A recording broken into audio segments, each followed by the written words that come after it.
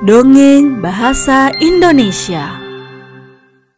Sang Putri Laut. Dahulu kala, di bawah deru ombak laut yang dahsyat, ada dunia yang tidak diketahui orang-orang di negeri itu. Raja-raja mereka dan bahkan makhluk paling bijaksana mereka. Dunia yang begitu kuno, namun begitu megah, sehingga hanya dengan melihat pemandangannya sekejap saja dapat memenuhi hati seseorang dengan kegembiraan dan kebahagiaan yang abadi. Tetapi untuk menyaksikan dunia yang menakjubkan itu tidak mungkin, karena dunia itu tidak terlihat oleh makhluk di luar.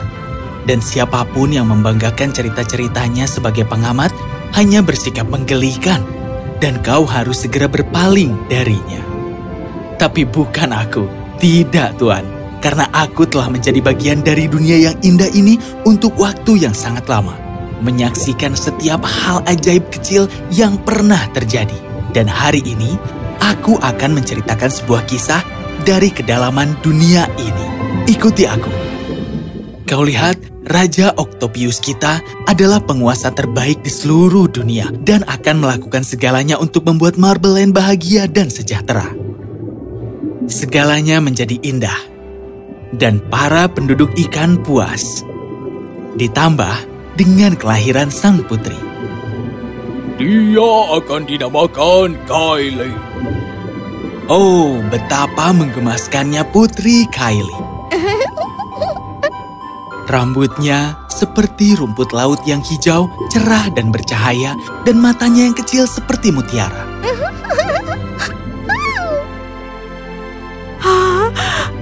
Dia mengeluarkan gelembung pertamanya.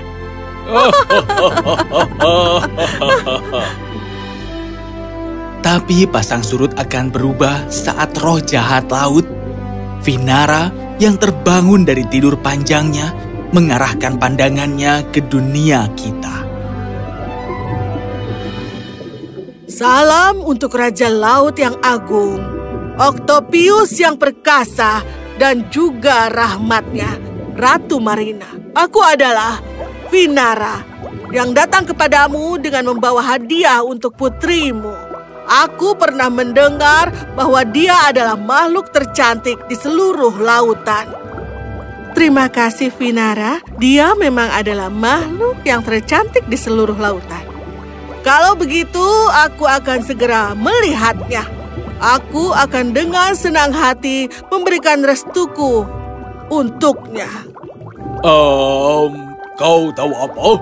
Kami tidak terlalu nyaman dengan ide itu.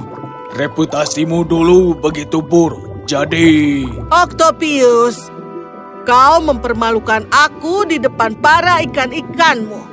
Aku sangat menyesal, tetapi orang tua harus melakukan apa yang orang tua lakukan. Tolong jangan tersinggung. Oh, aku tidak tersinggung, Raja. Tidak tersinggung. Vinara tidak akan menerima penghinaan dengan senyuman. Malam itu, ketika Raja dan Ratu tidur, dia memasuki istana dengan menyamar sebagai ikan dan menyelinap ke dalam kamar Raja. Oh, ternyata kau benar-benar sangat cantik. Tapi alangkah baiknya kalau kecantikan itu berubah menjadi orang yang sangat-sangat mengerikan. Putri Kylie, aku persembahkan untukmu iri, sombong, dan kemarahan. 3 malaikatku. Mereka akan tumbuh bersamamu saat kau tumbuh. Kau tidak akan bisa melihatnya, tapi mereka akan selalu bersama denganmu. Kecuali kau menemukan cara untuk berhenti mendengarkan mereka, yang aku yakin itu tidak akan pernah terjadi. Karena begitu mereka mengambil alih pikiranmu, kau tidak akan bisa mudah untuk melepaskannya. Dah.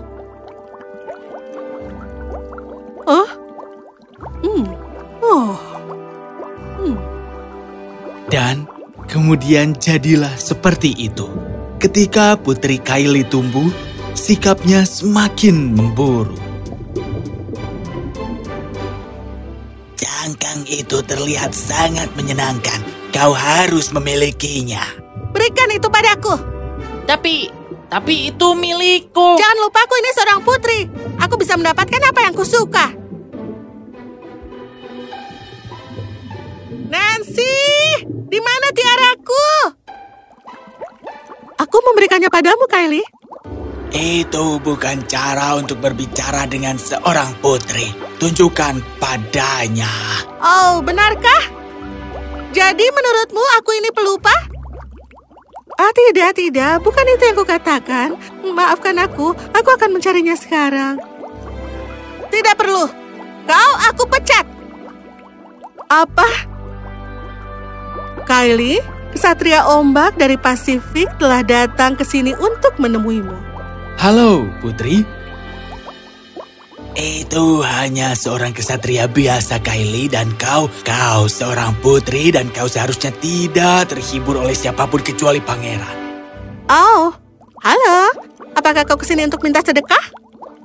Kylie. Ibu, tolong beritahu aku hanya ketika ada pangeran yang datang ke sini dan bukan kesatria biasa. Hah? Ya, bayi putri kecil dengan rambut seperti rumput laut hijau dan mata seperti mutiara tidak tumbuh seperti yang diharapkan orang tuanya dan para penduduk ikan di Marble Land. Suatu hari ketika Putri Kylie sedang keluar dengan teman-temannya bermain kejar tangkap, mereka semua tanpa sadar menyimpang terlalu jauh dari jalan istana. Putri Kylie adalah penangkapnya dan dia mengejar teman-temannya.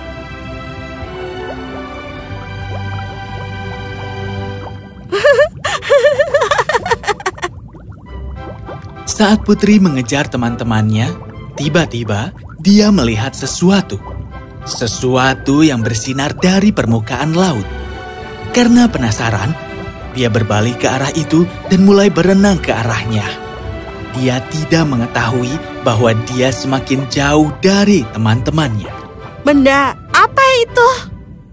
Saat dia berenang, dia merasa terhipnotis dan tertarik ke arah cahaya itu. Sedemikian rupa sehingga dia tidak memperhatikan tepi batu dan... Saat itu sang putri langsung jatuh pingsan. Saat itulah, dari cahaya yang bersinar muncul suatu makhluk. Makhluk yang bersinar dan berkilau. Dia adalah jiwa laut, peri Benigna. Jadi, inilah yang sudah aku duga. Kau berada di bawah pengaruh jahat mantra Vinara. Di bawah aturan laut, aku tidak bisa menghapus mantra yang telah kau bawa dalam dirimu begitu lama. Tapi, aku bisa membantumu mengatasinya. Aku memberimu kemurahan hati, kebaikan, dan kerendahan hati.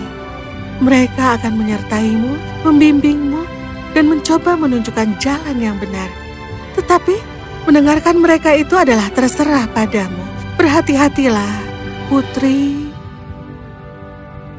Hah? Sang putri? Putri Kylie? Bangun! Apa? Kau? Di mana aku? Kau berada di tempat yang sangat tidak aman untuk seorang putri. Apa kau baik-baik saja? Aku sedang bermain dengan teman-temanku, dan di sana aku melihat ada sebuah cahaya terang. Aku merasa tidak enak badan. Oh, biarkan aku membawamu kembali ke istanamu. Ikutlah. Benarkah dia akan membawamu pulang, kesatria polos ini? Kau lebih baik sendirian. Mengapa aku harus? Kau tidak lebih baik dari yang lain karena kau mengira begitu. Kebesaran terletak pada kerendahan hati, bukan kesombongan. Sebenarnya kau ini sangat baik. Terima kasih. Tapi, kenapa kau mau membantuku? Aku ini kan tidak lebih baik daripadamu. Sebagai seorang kesatria adalah tugasku untuk melindungi orang yang membutuhkan bantuan. Jadi, akhirnya kau menemukan pangeranmu? Belum, tapi aku akan segera. Semoga kau beruntung. Terima kasih. Putri, Kau kenapa? Aku minta maaf. Aku tidak bisa berenang lagi. Aku perlu istirahat untuk beberapa waktu kalau boleh. Oh, tentu saja. Apa kau lapar? Aku kelaparan. Aku akan mengambilkan sesuatu untuk kau makan. Apa kau tidak apa-apa sendirian? Saat kesatria ombak berenang menjauh, Putri Kylie menyadari betapa kejam dia terhadapnya. Dia merasa tidak enak. Kesatria ombak kembali setelah beberapa saat dengan apel laut. Hanya ini yang bisa aku temukan. Maaf. Ini terlihat enak. Kau harus membaginya dengan dia. Ingat, kepuasan yang luar biasa datang dari berbagi dengan orang lain. Tidak mungkin. Kita tidak membagi makanan kita. Apa kau mengerti? Apa kau mengerti? Ini, ambillah. Tapi kau sangat lapar. Bukankah kau juga? Terima kasih. Ketika Putri Kylie dan kesatria ombak tiba di istana, mereka bertemu raja dan ratu yang sangat khawatir. Dari mana kau? Kami sangat cemas dan khawatir. Putri Kylie menceritakan segalanya kepada orang tuanya, yang sangat berterima kasih kepada kesatria karena membawanya pulang. Oh, itu bukan apa-apa. Aku hanya... Hai, kau pasti Putri Kylie. Oh, kami hampir lupa. Kylie, ini Pangeran Gulliver dari Atlantik. Dia di sini untuk menemuimu. Oh, dan aku akan sangat senang jika kau ikut denganku untuk mengunjungi kerajaanku. Kerajaanku adalah istana termegah dan terindah di seluruh dunia. Saat dia berbicara, Kylie menyadari ada sesuatu yang dia tidak suka tentang Pangeran Gulliver. Dia berbicara dengan angkuh tentang keagungan dan kekayaannya, dan untuk beberapa alasan, itu membuatnya kesal. Aku kira kau telah menemukan pangeranmu ya. Kylie memandang kesatria ombak dengan serius dan teringat betapa manis dan perhatiannya dia. Pangeran Gulliver, tolong terimalah permintaan maafku karena aku harus menolak undanganmu. Dan juga, aku tidak ingin menikah denganmu kalau itu tujuanmu. Apa? Kenapa? Aku adalah Pangeran Gulliver dari Samudra Atlantik. Tidak ada pangeran lain yang sekaya aku. Ya, aku hanya merasa kekayaan itu tidak begitu berarti. Oh? Apa? Maafkan aku. Apa yang sedang kau lakukan? Dia bilang dia punya istana terbesar. Tidak, Kylie. Kau benar.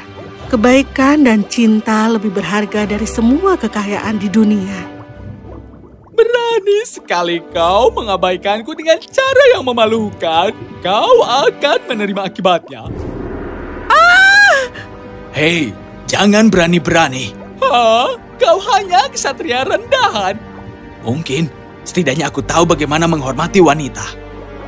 Raja yang mengawasi semuanya dengan diam-diam sekarang turun tangan. Pangeran Gulliver, kau mungkin Pangeran Atlantik, tapi kau jangan berani lagi mendekati putriku atau aku tidak akan berpikir dua kali. Penjaga! Putri, kau tidak apa-apa? Ombak, kau tahu, aku tidak suka pada Pangeran Gulliver. Aku menyukaimu karena kau sangat baik dan baik hati. Dan segera setelah dia mengatakan itu, hadiah dari roh jahat laut, Vinara, keluar dari Putri Kylie dan menghilang di udara. Apa? Ini mustahil. Vinara. Hah? Aku telah mengirimmu untuk tidur panjang karena semua kesalahanmu. Tetapi kau belum belajar apa-apa. Oleh karena itu, aku menempatkanmu kembali ke penjara tidur. Tidak!